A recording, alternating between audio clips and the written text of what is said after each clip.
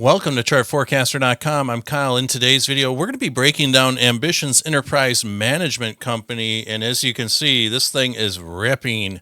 Now, check out Chart Forecaster where you're seeing this video on YouTube. Subscribe, like, don't forget to hit that bell because when we're dropping videos, a lot of this stuff's time sensitive due to the power of Chart Forecaster, guys. Now, Chart Forecaster tells us exactly when the markets are, I shouldn't say exactly, when there's a probability of the markets about to make moves. So that's why you need to sign up at chartforecaster.com or subscribe. Now, this thing has seen several different harmonic patterns here.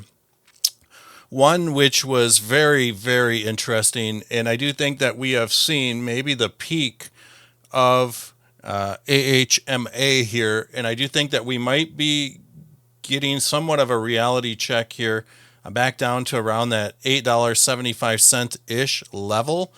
But what you can see here is there was a very nice short-term falling wedge here that formed, and basically the price ripped, right? So this is the 4-hour chart. This is a UTC chart. All this stuff is UTC time. So it's very important that you recognize that.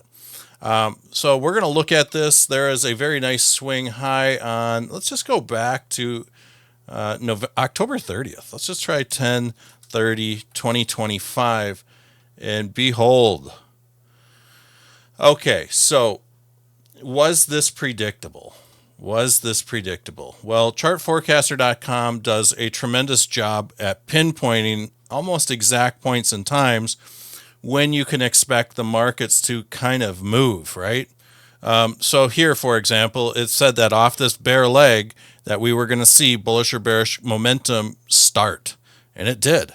You can see here it pinpointed that there is going to be volatility spikes or breakout that happen. Now here it did say that this momentum peak area, so this area here, if the top of this wick is kind of a momentum peak area, and it really was. So even though the price traded sideways for a few days, that was the momentum peak area. Price went up and it didn't really keep going up. Here it predicted a market high or low with a reversal point. It is open to interpretation here. This thing's not 100% bulletproof, but it's accurate a lot of the time. Here's another perfect example. Bullish or bearish momentum will start. You can see exactly what happened. When there was going to be implied volatility, when there was going to be breakouts. It predicted that perfectly. Predicted this momentum peak perfectly. This reversal perfectly. Here it said that bullish or bearish momentum would start, and it is what it is. We don't really know at the time how drastic moves are going to be, but we'll at least know that we need to watch out for these dates because here you can see Chart Forecaster damn near predicted the bottom of this little dip that said watch for volatility spikes, breakouts. Look at this. Insane work. Insane. Chartforecaster.com is, in my opinion, institutional grade stuff. Now, what are all these other arrows? Well, you can see that it's calling for a momentum peak area on January 15th. Just like we saw back here, we might see this thing trade sideways. We might see this thing trade sideways to this reversal point on January 18th. So, let's see here.